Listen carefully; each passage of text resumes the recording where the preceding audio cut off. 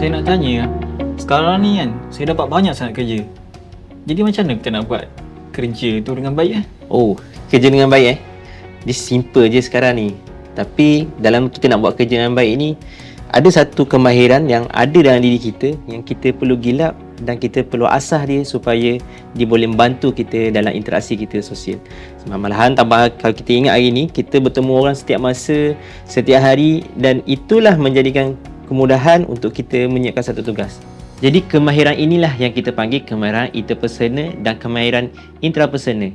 Yang mana kemahiran ini membantu kita untuk mengurus hubungan kita sama masyarakat, terutama dalam pekerjaan. Apa itu kemahiran interpersonal? Kalau anda nak tahu, kemahiran interpersonal ini melibatkan komunikasi yang berkesan, penyelesaian konflik, empati, kerja berkumpulan dan juga rundingan yang berkesan. Maka inilah kita panggil interpersonal skill. Merujuk kepada Daniel Goleman 1995, beliau memperkenalkan satu kajian di mana beliau menyatakan bahawa kejayaan seseorang itu bukan sahaja datang daripada IQ, tetapi ia juga melalui EQ, iaitu emosi dan emosional, agar kita dapat melaksanakan sebuah tugasan itu dengan lebih baik.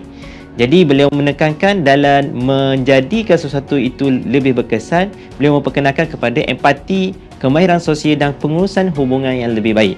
Jadi kemahiran inilah yang kita perlukan hari ini untuk generasi muda dalam menempuh alam pekerjaan, terutama dalam melaksanakan kerja secara berkumpulan. Ramai anak muda hari ini cuai dan lalai dan sibuk untuk mencari pekerjaan, tetapi tidak menambah skill dalam pekerjaan harian mereka supaya urusan pekerjaan itu menjadi lebih baik.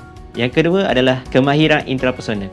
Kemahiran intrapersonal ini adalah melibatkan kesedaran diri, kawalan kendiri, motivasi diri, refleksi diri, dan yang paling penting adalah ketahanan diri.